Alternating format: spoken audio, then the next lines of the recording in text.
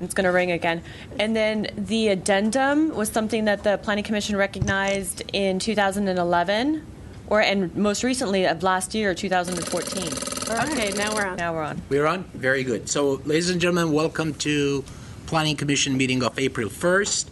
It is April's Fool's Day. However, our proceedings will be quite transparent and no fooling around. With that, Ms. Stotler, you are going to tell us about the report and posting of the agenda? Roll call first. Well, we can do that too. Okay. Planning Commissioners, Historian. Here. Landrigan. Here. Lee. Manukian. Here. And Yesayan. Here. Wonderful. So now you can tell us a little bit about the report in regards to posting up of the agenda. Yeah, the agenda for this meeting was posted on Wednesday, March 25th, 2015 on the bulletin board outside City Hall and on the city's website. Excellent. So we will follow Commissioner Landrigan's in the Pledge of Allegiance. I pledge Allegiance to the flag of the United States of America and to the republic for which it stands, one nation under God, indivisible, with liberty and justice for all. Thank you. Is this an appropriate time for us to open the public hearing, Ms. Stotler? Yes. Then it is. Public hearing is open. Anything on approval of minutes, colleagues? I move approval of the minutes. Second. Wonderful. I don't see any cards for oral communication. That's our next item. And there is none for zoning appeals or planning commission items on old business. So therefore, we'll go to Vilia Zelmitis for the first case. Okay. Thank you, Mr. Chair, Historian, Planning Commissioners. The first case on tonight's agenda is for a tentative track map number 72968. The project site is located at 111 East Wilson Avenue on the northwest corner of Wilson and Louise in Maryland. Thank you. I should have known this. The details are there in front of me.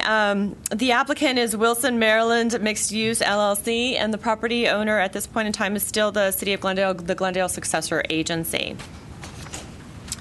The project consists of subdividing a new mixed-use project that is currently in plan check. The track map is unusual in this case simply because it is considered what's called a 3D track map. Essentially 2 lots. The ground floor lot will be a commercial lot with 2 commercial condo units, and the second lot would be a residential lot with 42 residential units, and that includes the subterranean parking garage below. So it's a little bit more unusual as opposed to having just one condominium project. In this case, there are 2 lots for a total of 44 units, 2 of them commercial, 42 of them residential. The project site is located in the Downtown Specific Plan, Maryland District. The site is approximately 21,500 square feet, and as I mentioned, the project is currently in plan check. The project received final land use entitlements back in November of 2011, and that included a parking reduction permit, instrument imposing covenants, a sign program, a creative sign, and stage 1 and 2 design review.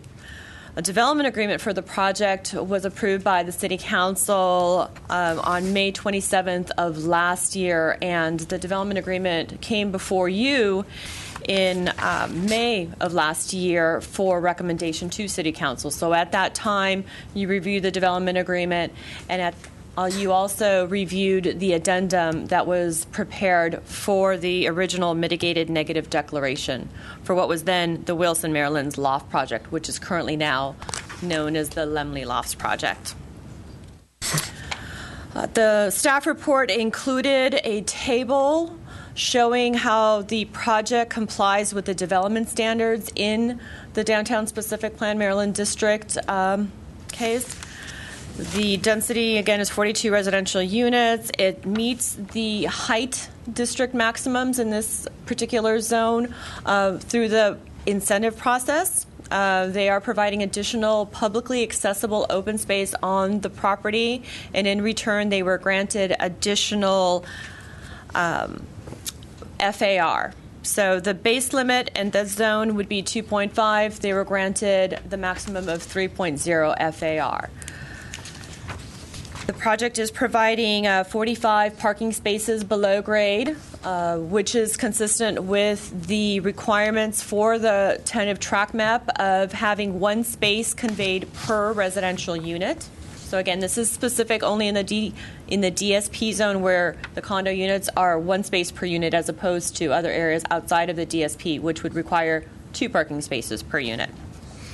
The staff report also included a detailed analysis of how the project complies with the various general plan elements, including land use, circulation, noise, housing, historic preservation, safety, recreation, community facilities, and open space and conservation.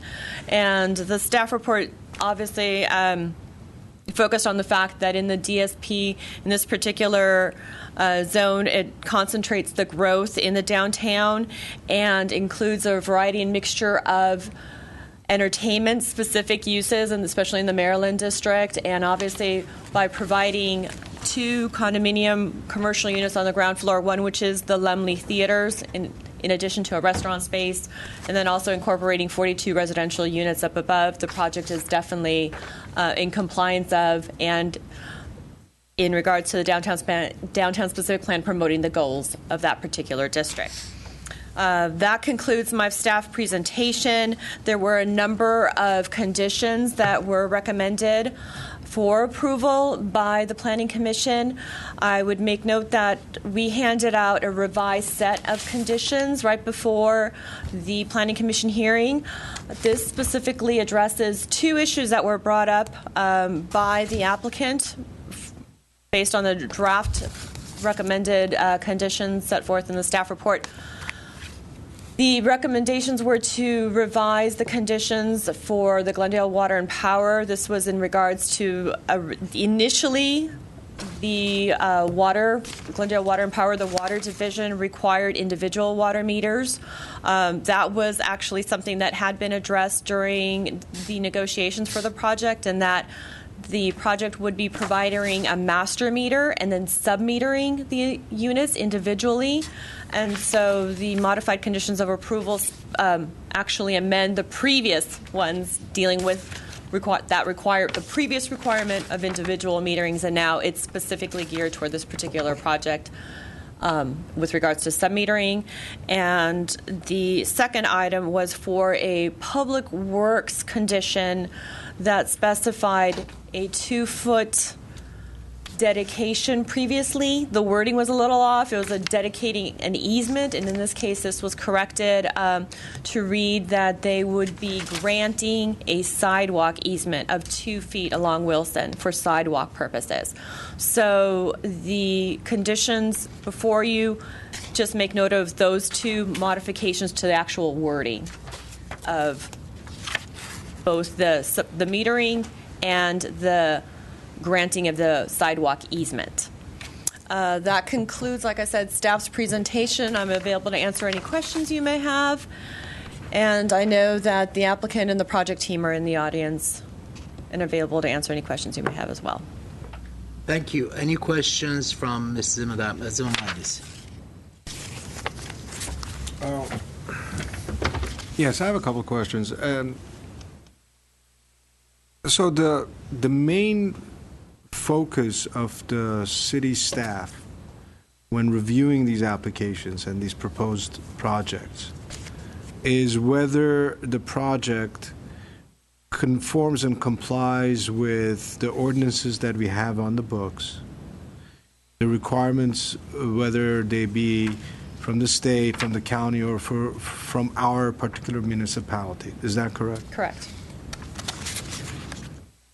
It is not the economic, financial, or business feasibility or viability of the project. Is that correct? Correct. Okay. That's all I wanted to. Thank you. Any other questions for Ms. Zimmatidis? So why was the subdivision, why wasn't this approved when the project was approved? I think that may be a Yep. question for the applicant. For when the we get- applicant, when correct. we get to them. Any other questions for her? No. None. Okay, so, Mr. Khan, I believe you are going to be speaking for the project or for the developer? Yes, I am. And you have, Ms. Stotler, how many minutes? 15. 15 minutes. You don't have to take it all, you understand, I right? won't take it all. Very good. Good afternoon, Chairman, Commissioners, and City staff. My name is Rodney Kahn. My offices are located here in the city of Glendale. We actually started working on this mixed-use project back in 2010, so it's been a little over 5 years for this project on this site. As Mrs. Zematitis pointed out, we originally came up with a concept to say that this is the northern anchor of the Arts and Entertainment District, along with the Alex Theater. And just for reference purposes, the southern anchor was the Museum of Neon Art, which is under construction and close to completion. From the very beginning in our hearings, we stated this is an ownership project because what's happening is the Panda Inn that's out on the site right now is coming back into the project to buy their space to be a partner. The Limley Theaters is moving in, and they're buying their space as well. And then we had the 42 residential units that we were subdividing. And it's a little bit different because we've seen a lot of housing in the downtown area, but we haven't seen a lot of ownership housing. We've seen a lot of rental housing. So this is a little bit different of a product than maybe some of the other projects that are being built. Ms. Zematitis addressed a number of different items, and I just want to clarify a few things. First of all, in terms of the parking, the original project did not have a lower level of parking. That was introduced later, some years ago, but still later in the process. And the concept was to give at least one space per unit. We actually have 44 on-site standard spaces, plus we have one space for Zipcar, and we also have 4 additional tandem parking spaces as part of our subterranean area. We also have bicycle parking and bicycle storage down in this area as well. We've had a chance to look at the conditions of approval. Mrs. Zematitis pointed out there were some minor corrections or tweaks that we had suggested that they make that you see in the motion before you. All of these conditions of approval that you see, we agree with and would comply with. With me this evening, I have Jason Tollison and Will Jacobs. They're from Serrano Development. They've been working on this as it's gone through plan check. This application you're reviewing here tonight, they put together, and they're also responsible for the construction that just started taking place with the demolition out on the site. That concludes our presentation. If you have questions, we'll try to provide answers. So you knew this was going to be ownership from the beginning? Yes. So why wasn't the subdivision map or this what you're asking for? Why wasn't it done when the approvals were done for the project? Commissioner Yasayan, I asked that question before I got up to speak. Yeah. One of the things was the application and this information wasn't prepared yet, so it couldn't have been submitted at that time. But it was our intent as we got further along, and as you know, there's not a lot of movement that can take place when you come for a subdivision. So as we fine-tune the plan, so to speak, then we proceeded with where we're at here So today. what information specifically wasn't available at the time? You said this information wasn't available? I'll defer that to Jason Tollison, and he'll expand on that. Thank you. Hello, my name is Jason Tollison, Serrano Development Group. As you can see from the map up here, these 3D maps are very technical and complicated because they have to be precisely drawn to align with our construction drawings. So in order to get this drawing to reflect what's going through plan check, we had to take the construction set far enough along where we could rely on its accuracy to have a map that matches up with what's really going to get built. So we waited until we were into our first round of plan check approximately, and then there was another probably 6 to 9 months working closely with city staff. I know there was a similar map on the Americana that was very complex and took a lot of back and forth between city staff and the applicant on that project. And so we wanted to make sure that this was done correctly from the beginning. It's very difficult to change after it goes in. So that's why we waited so long. So let me ask you a question, if I may. You have the white paper process and the pink paper process as far as subdivisions. I don't believe that on the white stages, detailed drawings are required. That's for the State Bureau of Real Estate. So they don't require detailed drawings. They require a final map. However, because this is a 3D map and not just a regular map, it has very specific boundaries that comply with where the walls and the floor and ceiling of the different spaces go. So we had to get the design far enough along where we could match that up with our plans, this plan and our construction drawings. We don't send the construction drawings to the state for a white slip. That's correct. This will go once it's finalized. So Lot 1 is subterranean. Lot 1 is squinting there. Lot 1, I believe, is the residential, which is both subterranean and above the top of the podium. Lot 2 is the commercial space on grade. Did I get that right, or is that? That is correct. That's correct. Okay. All right. So, and it's a three-dimensional lot. So the lot that goes from the underground garage up to the residential units actually has a connection between the two pieces. And there's no theater parking in here at all. Correct. That's correct. And that is anticipated to be on city lots. That's correct. That was reviewed during the parking reduction permit process back in 2011, and as part of the findings, they referenced the Maryland parking garage, the Orange Street parking garage, and various city lots in the immediate neighborhood. So, yes. I think that should have been brought up in the staff report, but that's all right. Just a little. It was referenced in the staff report that it had already been approved. So, yes. Hence the use of, you may be seated, Right, sir. Thank you. Hence the use of the acknowledgement. Is that where it also came in? The acknowledgement for the addendum, or it was actually discussed in the addendum briefly. Very good. Any I have a other? question for Mr. Khan. Mr. Khan. Mr. Khan. One question. Well, a number of questions. How many seats for the theater? We're talking about a 6-screen, Probably about 500 seats. 500. All of them. You have 6 screens totaling 250 seats. Totaling 500. Totaling 500. Right. 5 screens. That's it. Yeah. Oh. How many theaters do we have in the vicinity? Well, we have a theater. We have the Alex Theater. Okay. That's directly north.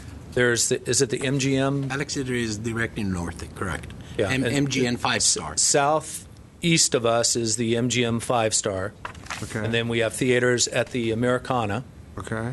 And I think I know the other theaters at the Marketplace have gone out. Okay. So the reason I'm asking is because experience shows us that this will be the last place that the public can get any sort of, answers to whatever questions may come to their mind, which is why I asked the questions that I asked from the staff representative regarding their purview, their jurisdiction, and therefore what we will be looking at. Right now, there's quite a bit of conversation around town, and the reason I'm asking you is because you know this city as good, if not better, than most people, having been familiar with most of the projects that go on. So the question arises, given the number, here we have a situation where we're building an additional 42 units, residential units, albeit they're unique in the sense that they're purchase to own as opposed to rentals. Right. Fine. When all these other units are going up, and we are building theaters, albeit they're going to be art house, I get it, but simultaneously we have a situation where across the street we have a business that tries to cater to that to a certain extent. But more to the point, a couple blocks south of that, we have an entire line of theaters that went out of business, right? And then we have the issue of parking. I get it. 500, let's say people come out on a date, that's 250 cars. The project does not have its own parking, but what we're doing is we are saying parking will be taken care of in these other public lots, which, let's face it, even they are burdened these days. And certainly they're not going to be any good if it's raining or if it's otherwise inclement. So the question is, how do we reconcile all of those things with the fact that your client wants to spend all this money to put it up? Well, that's a heck of a question. I know. I have one question in 23 parts. So I get it. But yeah, I mean, I'll touch on what I think I heard, and then if I start wandering off, you pull me back in. In terms of it being a different project, and that's why I highlighted it from the beginning, it's a condominium project. And I think there is an opportunity for ownership, for purchasing units in the downtown where there's not other opportunities right now. All of what you're seeing built right now is apartments for rent. So that in and of itself is unique. There's also the Americana. You can buy at the Americana. Yeah, I'm talking about things that are in the last few years. Okay, fair enough. Right. That's one thing. As it relates to the theater component, though, the theaters that went out of business that were at the marketplace, and there's a variety of reasons why you can point to that, whether it's the theaters at the Americana that put them out of, who knows. This is a different type of theater. This is a different type of film that's being offered here. It's more of an art house. It's more of a smaller scale. It's not your giant blockbuster theater movies that get shown here. So it's a different market. It's not what we have here in town. So that, too, is also unique compared to any of the theaters around us.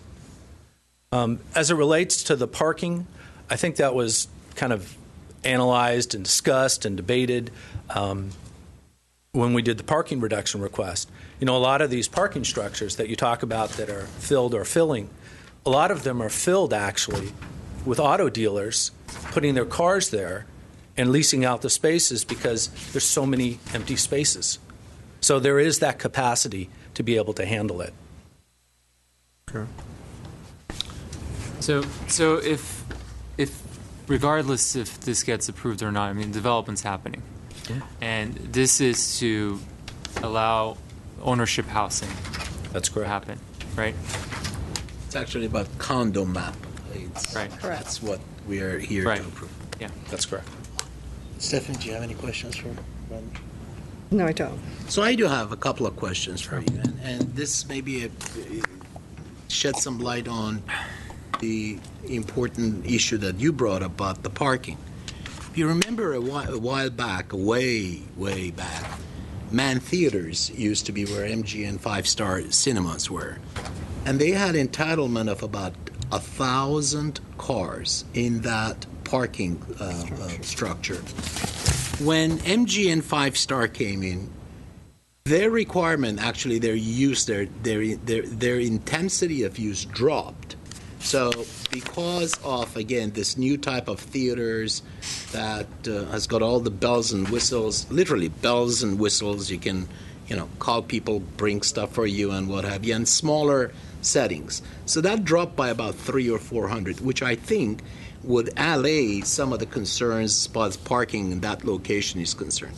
But I do have a question. It's the 48 parking spaces that you're providing underneath is not all the parking that is required for those units, is it?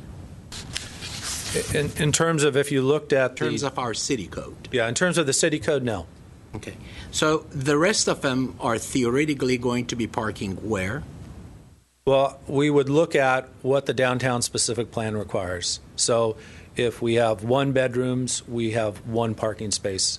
For their 2 bedrooms, there would be 1 additional space over what we're providing that would be needed. Realistically, they could either rent or lease them from the parking structure or parking space, or they can secure parking in a different manner.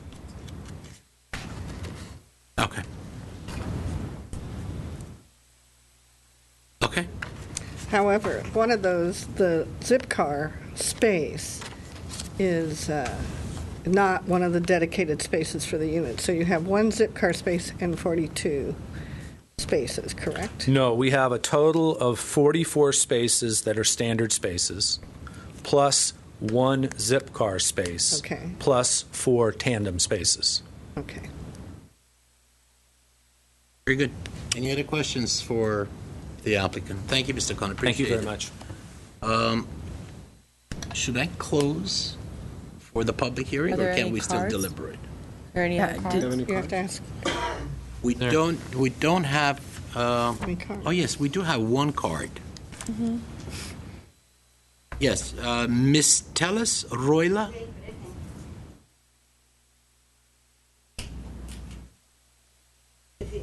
Mail this paper, along, the paper, the last 2 weeks for the Wilson and Maryland apartment. I application for 3-bedroom.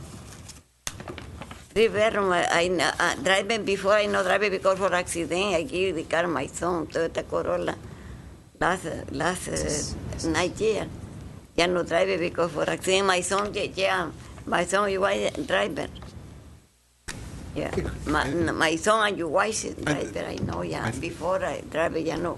Ma'am, one moment, please. I think she has the wrong idea as to the purpose of this hearing. Actually, she has received, She received a notice, and Notice. we've been trying to communicate. I think she has an idea that her building is going to be demolished, and There is no or it's going building. to affect her building. And we tried to say that this is in regards to this particular project. there is no building in there that is going to be demolished. Apartment They're done. Wilson and Maryland. Apartment. Correct. Sí. Yes, Correct. and as we mentioned, because I know that the lady we spoke last week, and that this is a new project that they're constructing. Okay, it's a new building, and all that is being requested at this point in time is to subdivide the new building into condominiums. Oh, condominium, yes. Condominiums, okay? So Maryland yes, and Wilson. Cor- And Maryland. correct. Wilson other side, the Wilson on the other side, and the other side, the other side, the other street before Central is Maryland. Before Central. Orange. Before, Other side, Orange. Orange. right, it's on between Brand and Louise. Oh yes, other side the orange. Yeah, other side of Orange. Oh, other other side the orange Yeah, so is apartment Maryland. yeah, Yes. so they're Oh, I know, okay. Okay. No, Maryland, Wilson and Maryland till here. Right. Other side the orange is in Maryland. no different project. Oh yes, oh yes, okay. So, Miss Royla, what I suggest Yes, sir. is if you can write your phone number on your card, I Oh. will make sure that somebody can call you, and if they have to translate it for you, they will be able to do that, so you're all clear on about the project, what this is and what that's Oh done. yes. I had new phone, the cellular. I know. Someone just We will- help her. Yeah, out. we will. We will Yeah. take We will- care of Can it. you- We'll take care Let of me it. have your phone number, please. Okay. Just write down phone yeah. number on I this. know No, she's saying her phone number is an issue. Doesn't So have a I know phone. your we- number we'll phone just in help- in your phone, the I- cellular. Yeah. Okay, your time is up. We will have somebody speak with you or find somebody at this time, see if they can talk to you. You may be seated and just wait for me a little bit longer. Yes, just a little bit longer. Thank you very much. Thank you. Appreciate it. I don't have any other cards about this subject, so Okay. I'll close the hearing and we may deliberate.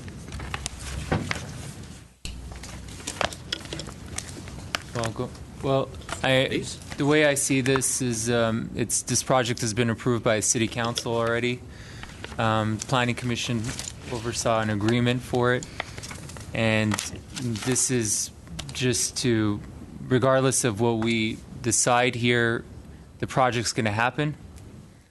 Unfortunately, Planning Commission didn't oversee every part of the project, but we do the subdivision approvals, and that's what's coming before us. And approving this means they can have ownership housing as part of this project. So that's how I see it, and I'll be approving it. Very good. Any other conversations? Okay, so then I can look for a motion. And we do have one prepared for us with the changes. The changes. And there are 47, actually 46 conditions that are attached to it. Correct. 46 conditions and referencing the findings that were in the staff report. So we'll entertain one. Mr. Yesai, and you start it. I'll move that upon review and consideration of the addendum to the previously adopted mitigated negative declaration adopted in March 24, 2011, along with the mitigated negative declaration and upon review of the proposed tentative tract map number 72968 for the mixed-use project located at 111 East Wilson Avenue, that the Planning Commission hereby finds that the project tract map is consistent with the general plan in accord with the findings set forth in the staff report for the project and approves tentative tract map number 72968. Thank you. May I have a second? Second. Wonderful. Ms. Shanaz, roll call, please. Planning Commissioners Landrigan, No. Manukian, Aye. Yesayan, Aye. Chairperson Astorian. Yes. All right. Thank you very much. We are going to go to the second case in front of us. But before doing that, can we take a quick recess, Ms. Stadler, if you want to tell your cameraman? I think we are communicating with smoke signals with the cameraman because they don't see us and what have you. So let's call this a small 5-minute recess, please, so I can take care of the lady. Ma'am, Ms. Tellis?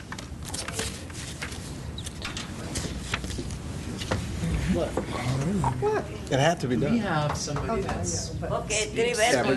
Hang on a second, just one second.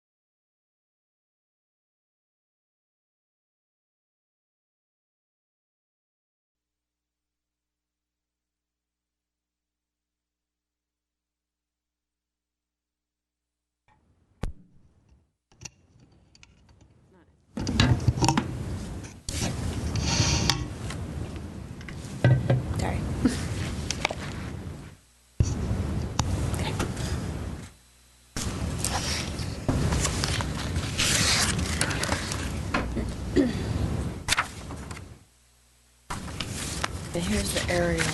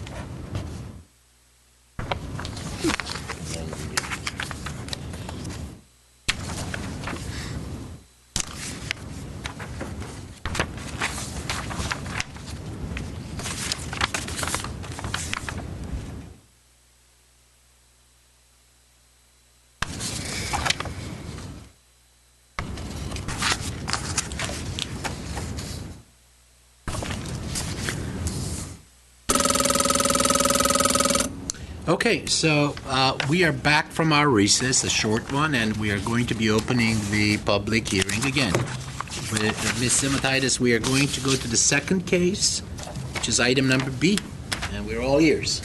Yes, Mr. Chairman, Historian, Planning Commissioners. The second case deals with a proposed wireless telecommunication facility to be located at 600 Hahn Avenue in Fremont Park. The case number is WTF 1419928. The applicant is Verizon Wireless, based on Delta Group's engineering, and the property owner in this case is the city of Glendale because it is Fremont Park. The project site is zoned SR, Special Recreation Zone. The proposal consists of installation of an approximately 56-foot tall monopine and an enclosure, 8-foot high block wall enclosure of the mechanical equipment on the ground floor below the pine tree, or the monopine in this case. You'll see, noticed behind you is an aerial photograph of Fremont Park. There are tennis courts, outdoor play facilities. The project site itself is located within an area. I'm going to zoom in. At the terminus of Hahn Avenue, there are two, this is a public parking lot where individuals can park and use whether it's for the tennis courts or the adjacent facilities. These are two existing city buildings. You'll notice that this is as I'm circling now on the Kenilworth Avenue side, is a Glendale Water and Power electrical transformer area. And just behind the public parking lot is an enclosed, walled-off area that is only available and accessible to the park's facility staff. The particular applicant has agreed to maintain the existing pine tree, the tall one that you see here that's circled with my arrow key, and to install the monopine in just to the west of that, behind the city wall and across the Verdugo Wash, that is, or on the side still of the park, but with the Verdugo Wash to the north side.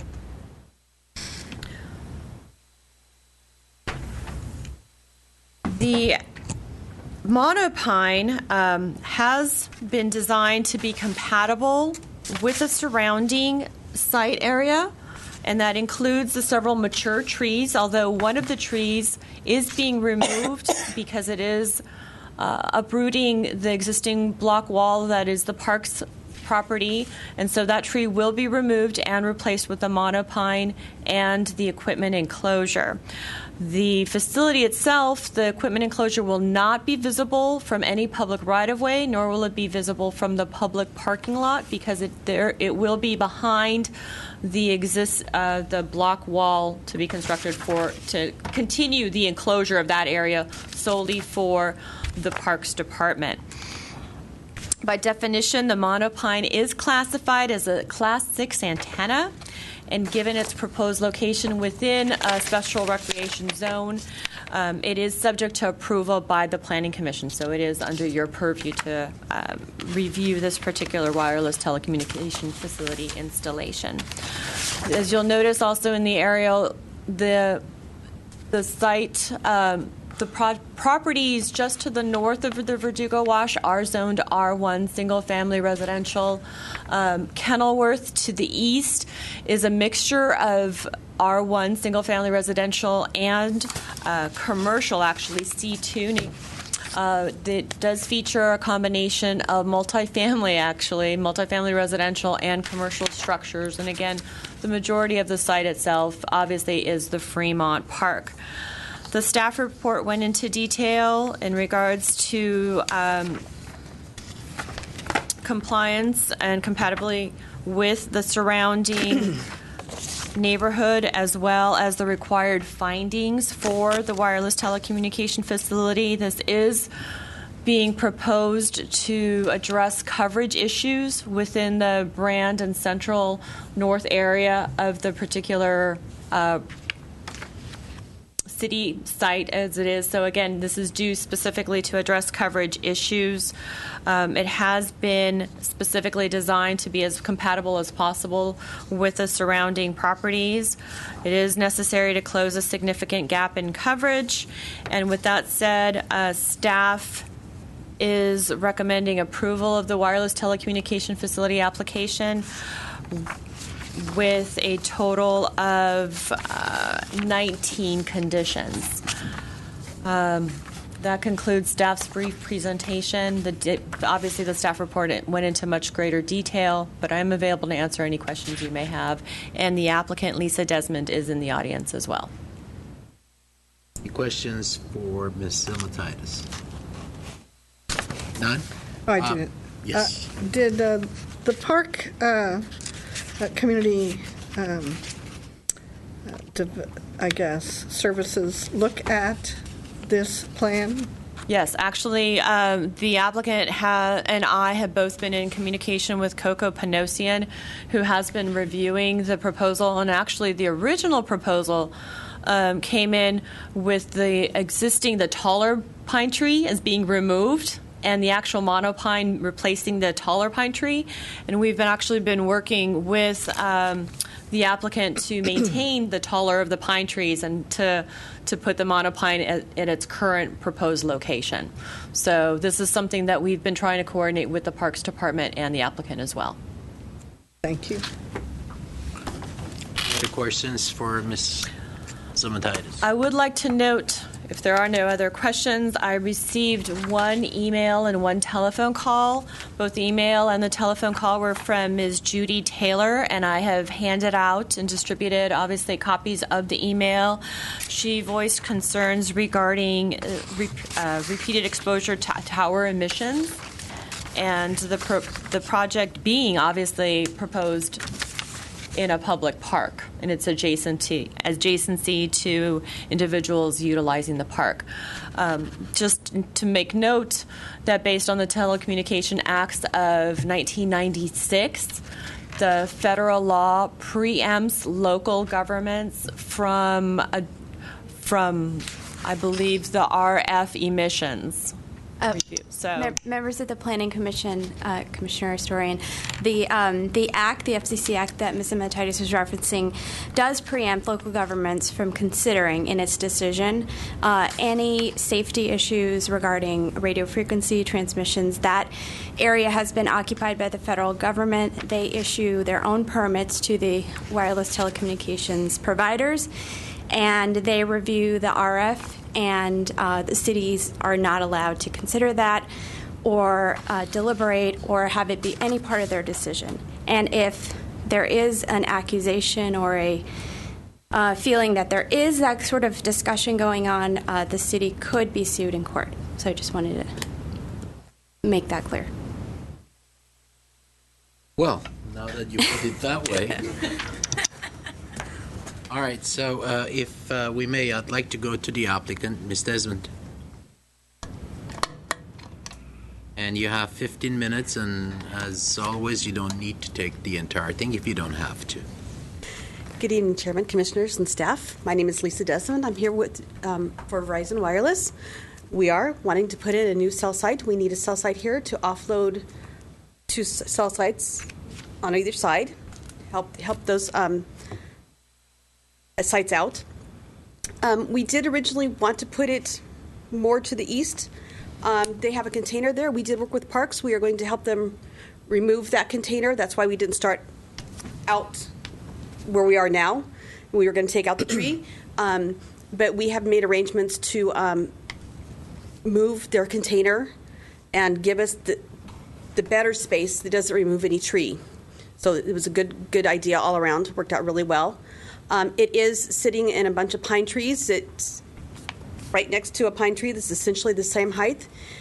And I just wanted to show you, I did bring you a real picture of the new pine trees. So if I could just pass that around to you. The cell tree company we use makes the best, most dense tree out there. So it hides the antennas very well. And the picture obviously looks better than the drawing does. So I like for you to see the picture. It's framed. It's framed. Fancy, huh? And I just wanted to remind everybody that everyone out there is using cell phones, and there are more cell phones and wireless appliances than there are actually people in the United States. So that little baby that's 6 months old has at least one appliance attributed to them. It's just a very growing business. Yeah. The industry calls it densification, where we just need more and more cell sites to keep up with everybody using their cell phones. So I'm here. I'm available for any questions. Commissioner Landry. It says you have one microwave dish antenna. We are not having the microwave. In the process of moving, we changed to a newer set of equipment, and there will be no microwave on the site.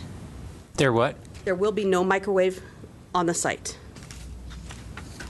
So was that a recent change? It was in the part of moving the tree over. We were able to get smaller equipment. Mm.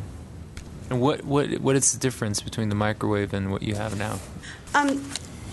On some sites, in older technology, we had the microwave that if the cell site went down or wasn't good signal, it could bounce direct signal to the next microwave and send things around. We're not using them anymore. They don't work on the new equipment. Mm. Is that an industry-wide adoption that no microwave dishes are going to be used? You went beyond my scope. Bill, is that beyond? Thank you. To clarify, Bill Desmond with Delta Groups on behalf of Verizon Wireless. To further clarify, the use of wireless microwave antennas was actually for telco backhaul. This facility itself would never have needed a microwave because it is served by telephone service in the area.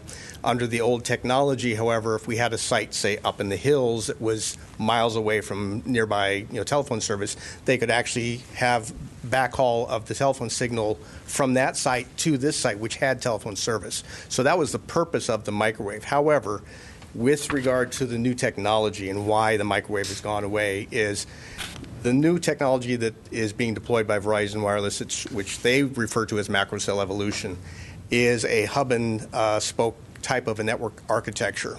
And the equipment that is utilized on the site actually no longer uses telephone service at all to this facility.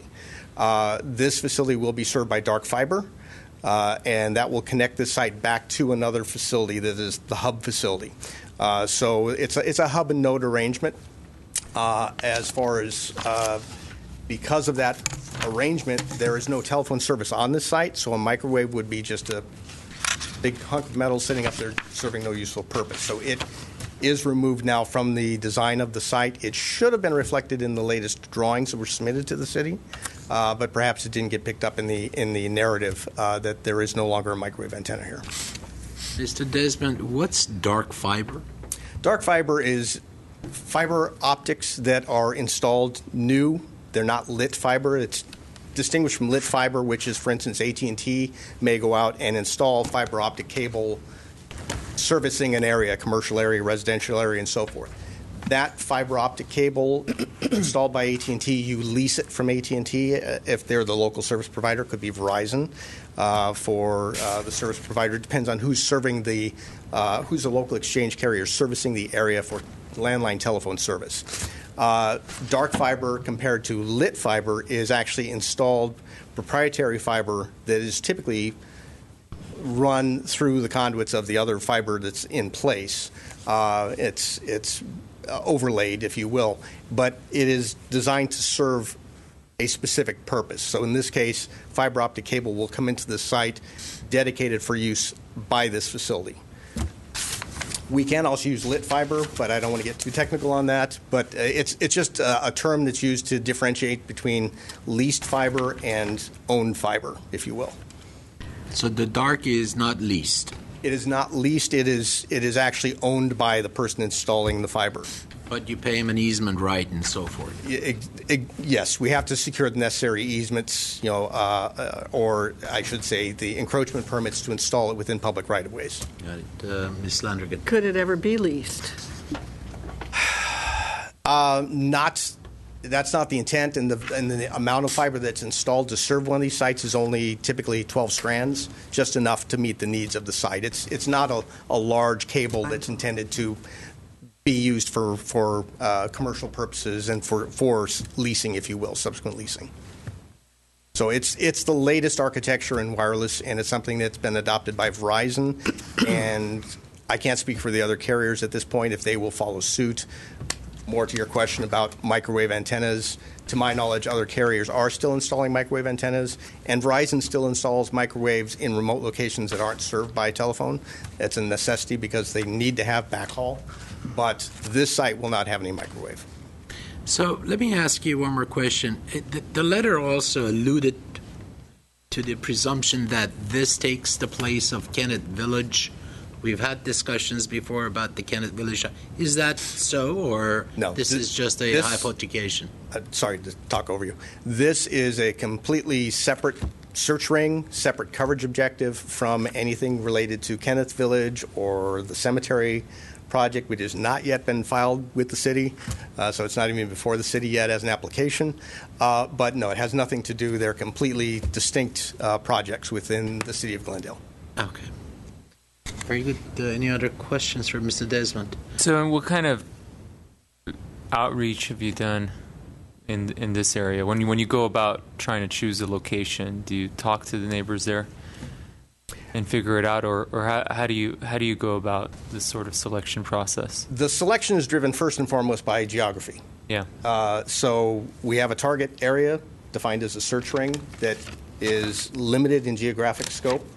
Within that search ring area, a site ideally will be placed that will meet the coverage objectives to satisfy the gap in coverage in the area.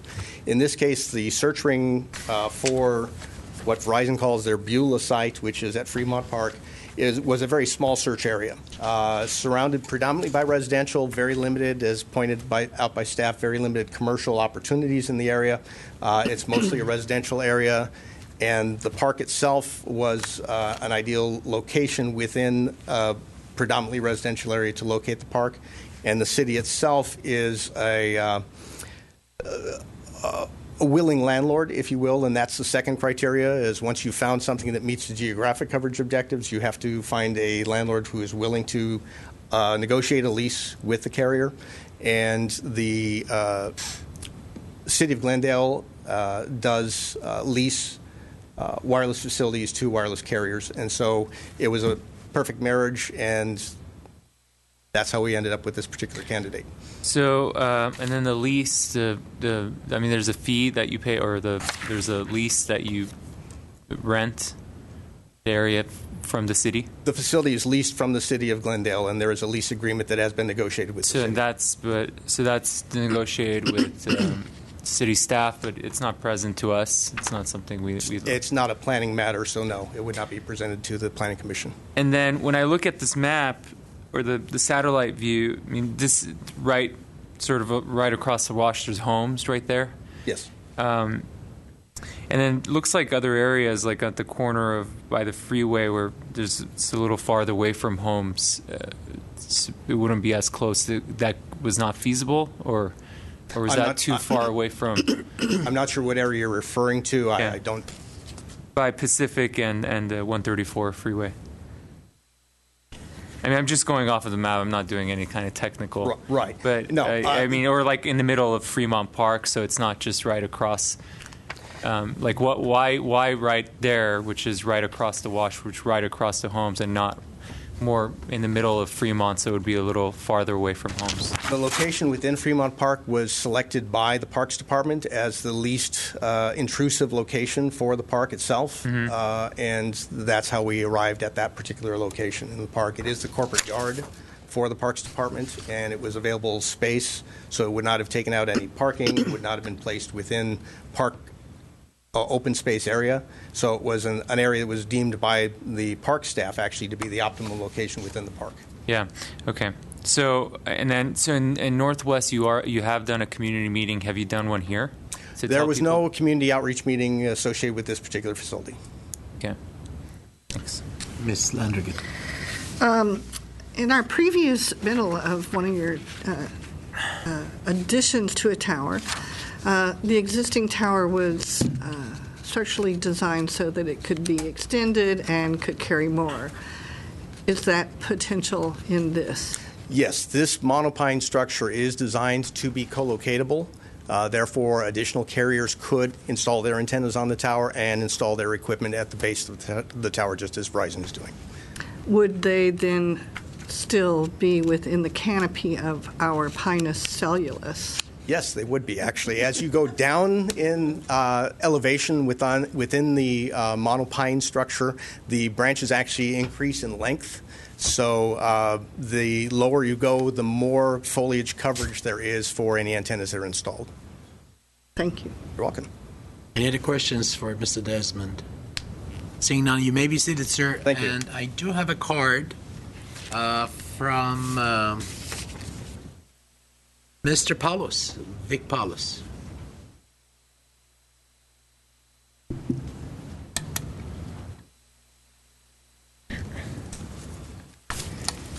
Good evening, Mr. Historian, members of the Commission, city staff.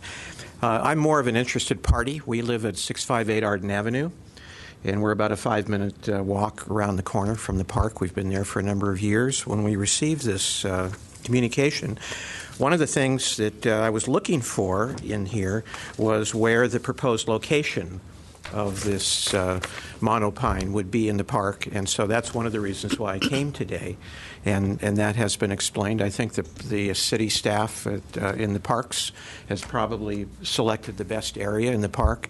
I was concerned, frankly, because I've seen these around in various places, and if it's going to be put in the park, it's probably, as far as the location, it's probably the best location for where it should be.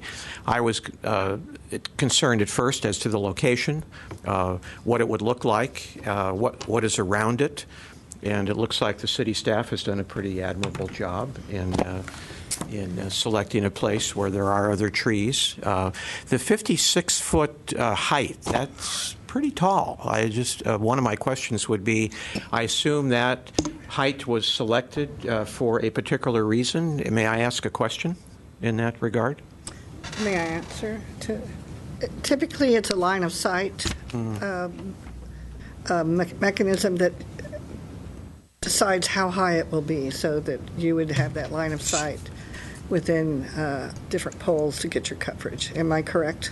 Thank you. As far as the vicinity of the residents, I know there has been some concern in other neighborhoods as to the sight lines of homes to where these pines and various towers are placed. I don't have enough information to really oppose that, other than there are some homes across R1, as you know, that are pretty close by to that. Whether that's going to be an issue aesthetically, it doesn't appear so, because it looks like it's going to blend in with this grove of trees. I am kind of curious, though. I know that this is not your purview, but there is going to be some income to the city to this, and I assume this is a something that would be a valuable asset to the city. May I ask, does anyone know just what approximately the annual income to the city will be for this? So we don't know that at this moment, and that's not in front of us. So that's why we've not been as curious as you are. I am curious. But I can only hope that everything has been presented today is actually going to occur. The tree is going to look wonderful. It's going to blend in with the other pine trees, and as far as the location of the park, I think because we are friends of the park, we play tennis there, and we spend a lot of time there. I'm hopeful that it will be a project that will blend in, and we will hardly ever notice it. Thank you, Mr. Paulus. I appreciate the opportunity. Appreciate it. Thank you very much. Any other questions for the applicant or the staff before I close? One more. Please go ahead. This is for the applicants. I have to say your pine tree is one of the better looking ones. Is the color going to be specifically matched to the existing groves of trees around there so that it does blend in? Well, I'd have to see the other trees, too, so. I was going to say, just imagine this from a distance. I'll bring it to you up close. It's not real pretty up close, but it does show that it has different colors, variations in it, so that it does match a real pine tree better. It's not one solid army green plastic tree. So I'll bring this to you, you can look.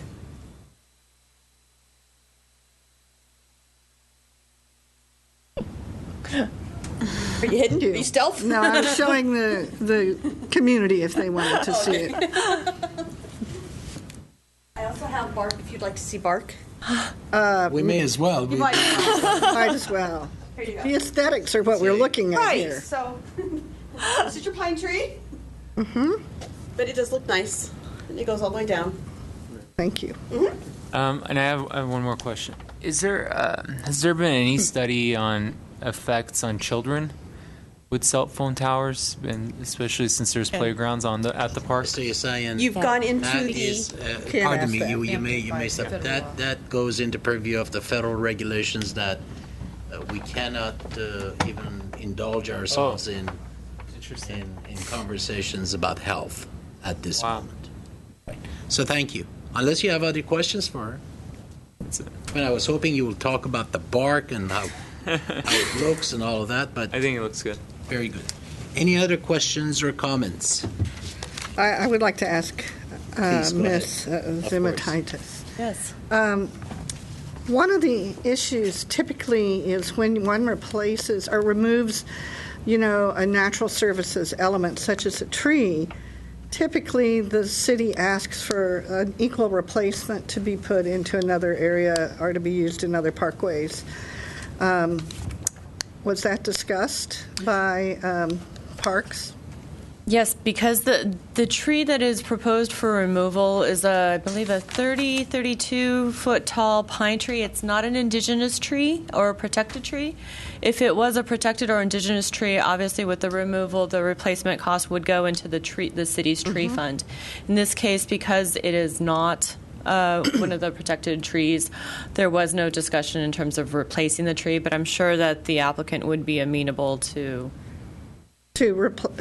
maybe replenishing some of the benefits that tree will no longer provide. And again, that would be by replacing it with other trees. Okay, yes. I actually see the applicant raising his hand. I know that the parks,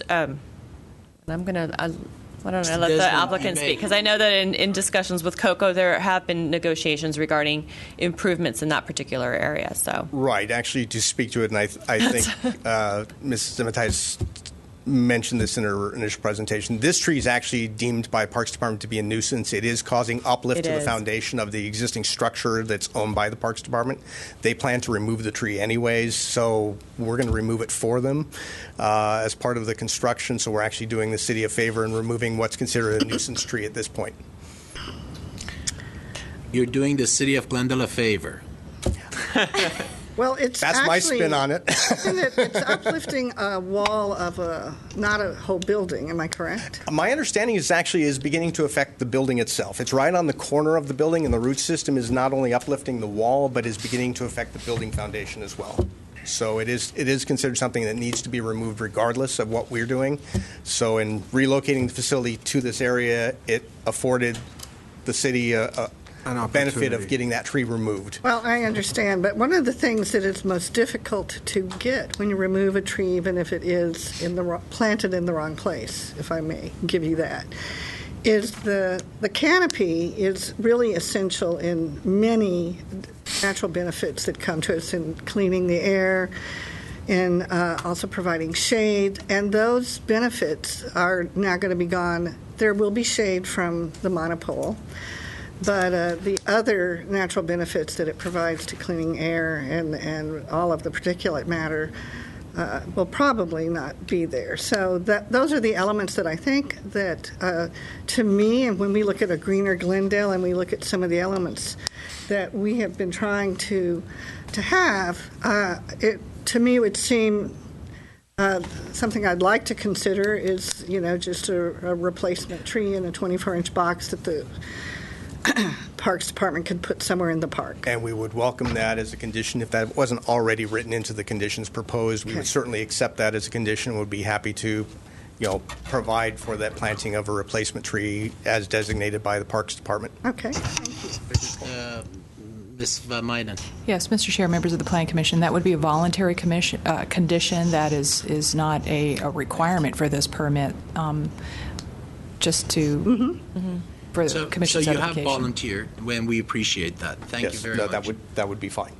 Excellent. Thank you very much, sir. You may be seated. Thank you. Any other questions or comments? Thanks, Ms. Landrigan. Appreciate it. Thank you. All right, so I will be closing the public hearing, and the wood is real wood. It's not a plastic bark that I'm using.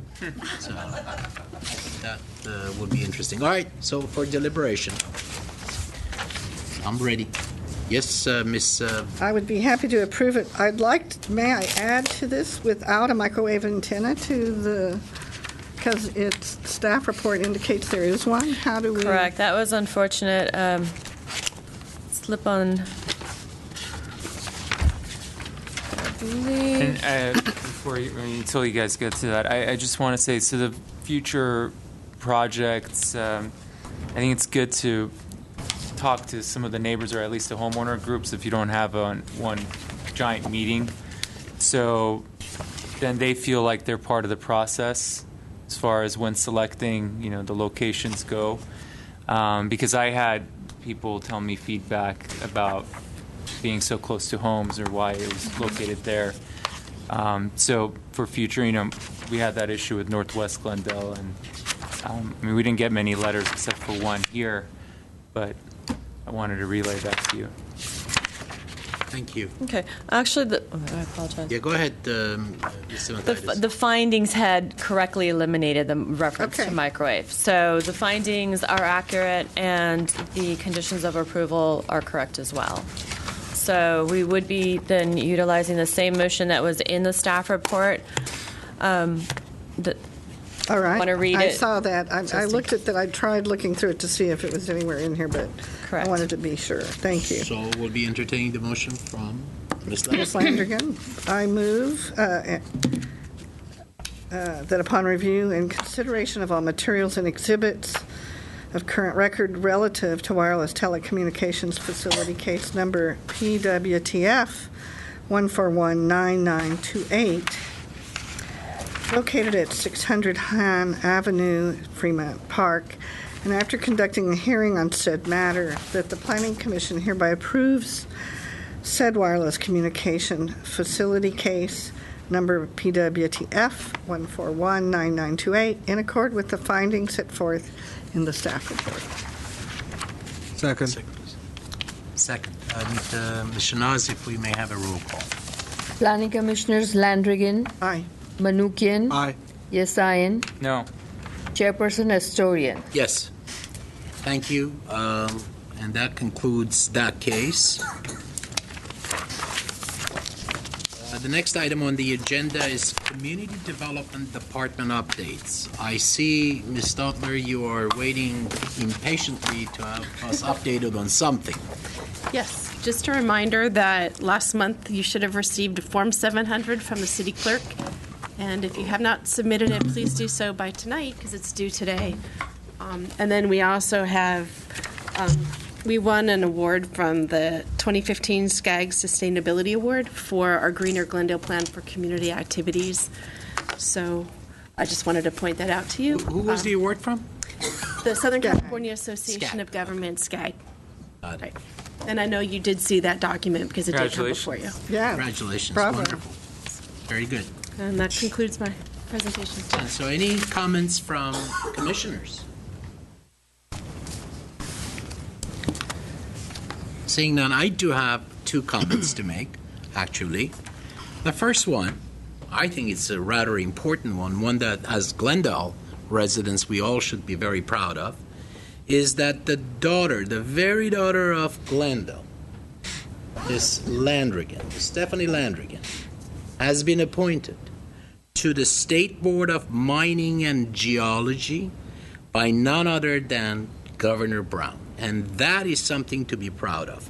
It isn't every day that we have a Glendale resident being appointed to an important board on the state level, and it isn't every day that we have a co-commissioner being appointed to a state board on that level. So I congratulate you. We are very, very, very, very proud of you. And Godspeed, and we wish you well. Whatever it is that they do at the mining and I'll geology. report back.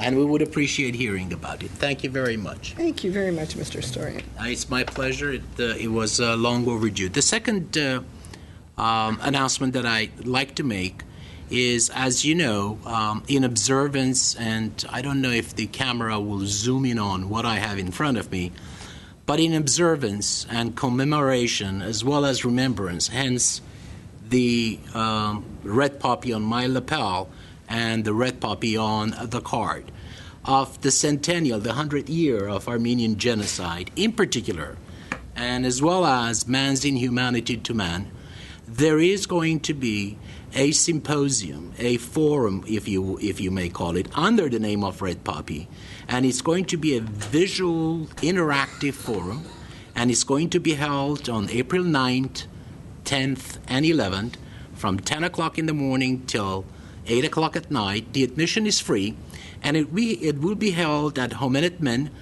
which is located at 3347 North San Fernando Road, right next to the police station, mind you. And again, the admission is free.